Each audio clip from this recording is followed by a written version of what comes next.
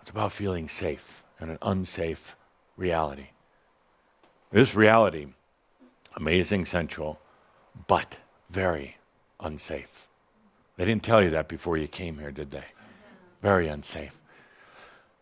So let's take a deep breath and let's explore safety for the moment. Lights down. And between now and our next gathering, I'm going to ask you to be conscious about safe. Not trying to make things safe because, well, you really can't. You can't make the world around you safe. But I want you to start looking at the things that have caused you to put up the walls, create the barriers, whether it's in a relationship. I know relationships are supposed to be all love and happiness. There's a lot of unsafety there. And you know exactly what I'm talking about. Looking into the things like jobs, your body, as you become more and more conscious of how you've kind of shut down or created artificial solutions for safety. Oh, abundance. We didn't even talk about abundance. Your eyes open, Carrie.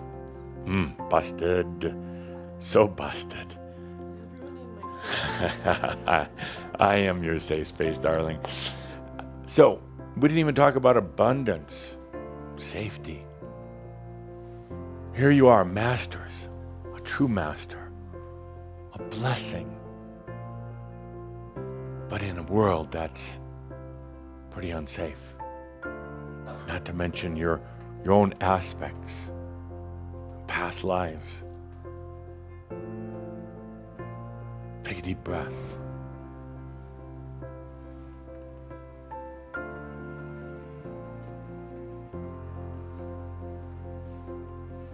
Now, this isn't about trying to go and create some little Makio place of safety that you can go rushing into anytime you're in trouble.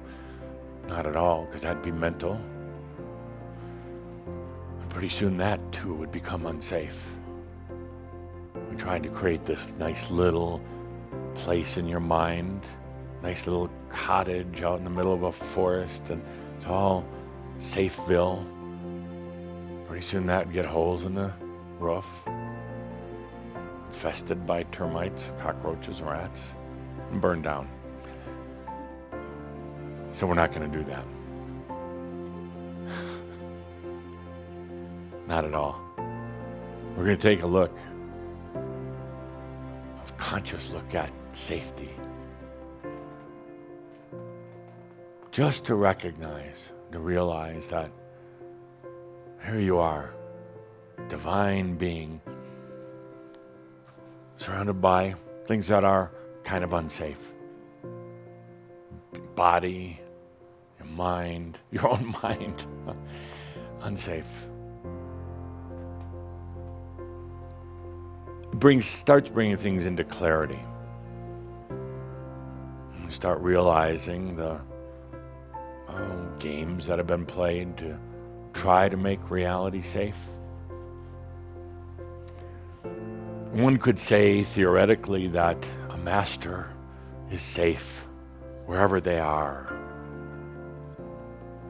Well, that's kind of crap. It really is. A master recognizes they might be unsafe.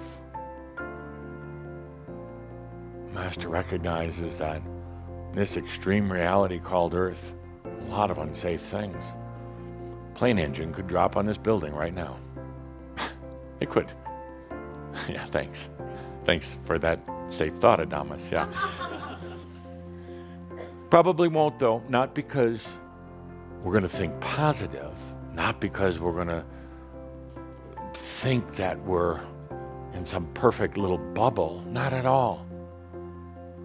And we're not going to try to think our way into it, but the fact is that probably not going to happen. Statistically, it's probably not going to happen. Very few engines drop on buildings. So it's probably not going to happen. It's about recognizing what you've done to try to make yourself feel safe. Could be your house, making that kind of a safe space.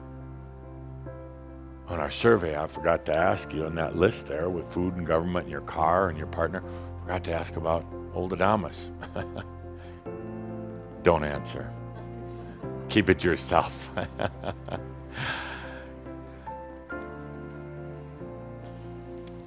Take a good deep breath. We're not going to try to make unsafety go away. We're not going to try to create some artificial safeness.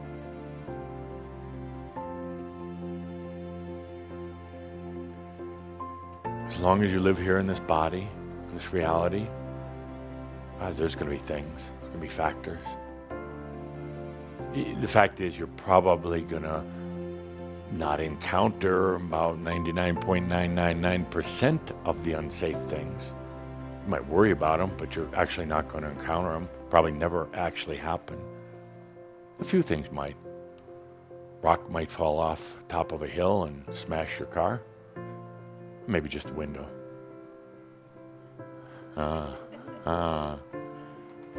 But let's talk about the real safety, not the outside world. Let's talk about you, yourself. Not real safe in there.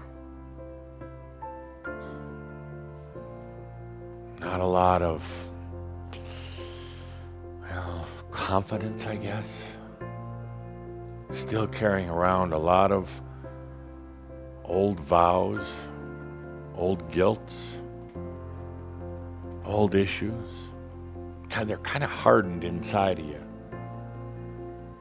like pillars of a temple. They've just become kind of the structure within the consciousness. Sure, there's a lot of things you've done wrong, so you think. A lot of that, I will never do such and such again. But they actually do kind of become the mortar and the bricks of your consciousness, stuck in there. It might have served you at one time. That's a long time ago. How can you feel safe when you're still carrying around the past? How can you feel safe when you're still bringing up things that happened 10 years ago, 50 years ago, 5,000 years ago? How can you feel safe when you keep going back to the memories of the past? How can you feel safe when there's those constant reminders, whether it's from your aspects, from your mind, or even from your heart, about what you did wrong, failures, hurts to others, judgments about the way you raised your children,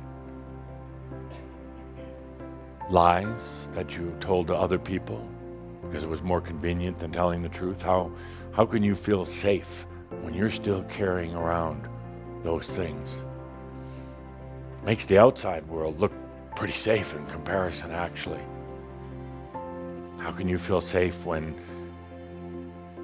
you really record those failures? And those are the tapes that play when you're trying to do something new, creative, fun.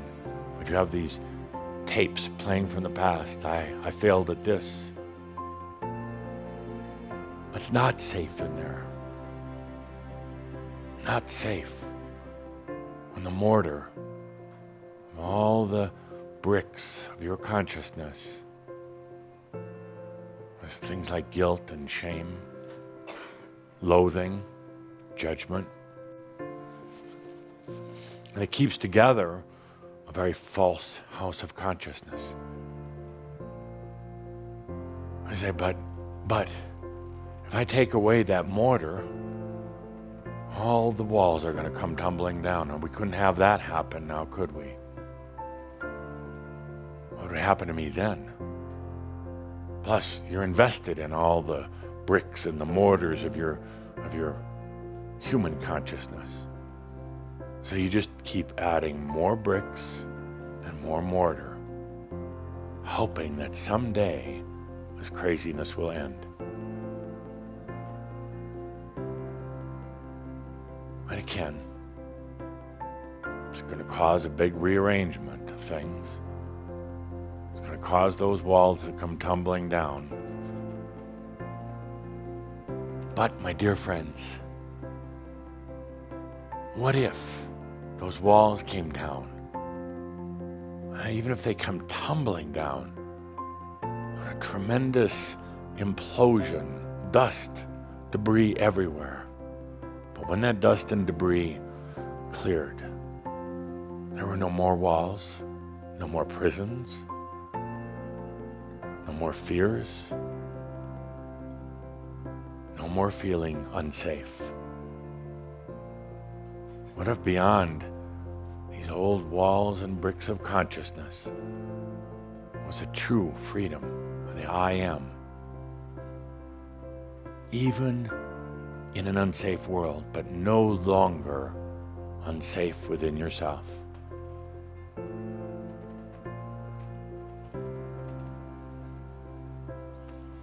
Safety within self comes when one forgives themselves.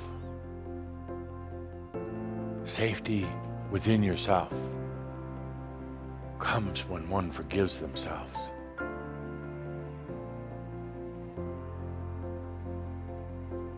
Forgiveness may be not what you think it is. Forgiveness isn't saying, oh, I did these bad things, now I let it all go. No, dots can't be connected that way. What forgiveness and mastery is wisdom. You see, wisdom. When there is such a wisdom in you, wisdom, first of all, that you're never going to do those things again that you did before. You're not going to repeat it. Wisdom that you've learned from each and every experience. Wisdom that you're not going to be going back into low consciousness, dense consciousness. Wisdom that you are divine. Wisdom that you exist.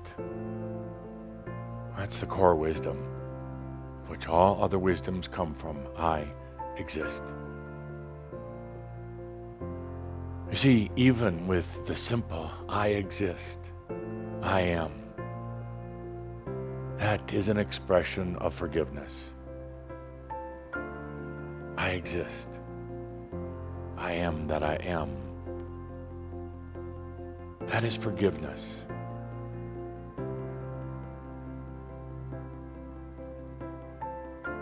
That is freeing yourself of the guilt, shame, judgment, criticism. I exist. That is the forgiveness.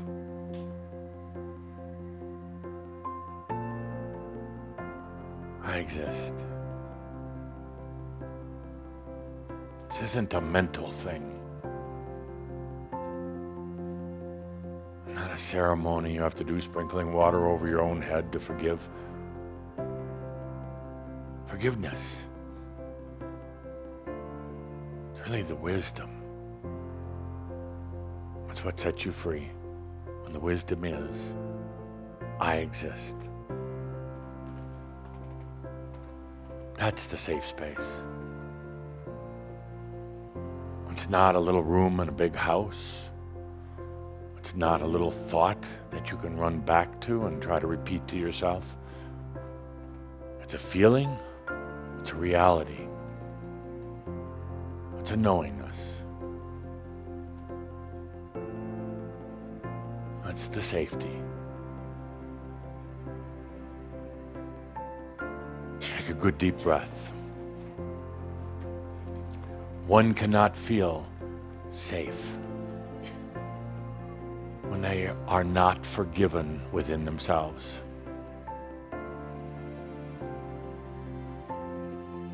No, you'll still be running and hiding without that forgiveness.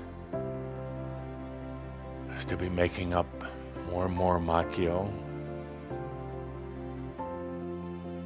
keeping yourself overly busy and occupied. You don't have to face this deep, deep thing within. The forgiveness, the wisdom, the release. Take a good deep breath. Good deep breath into this moment.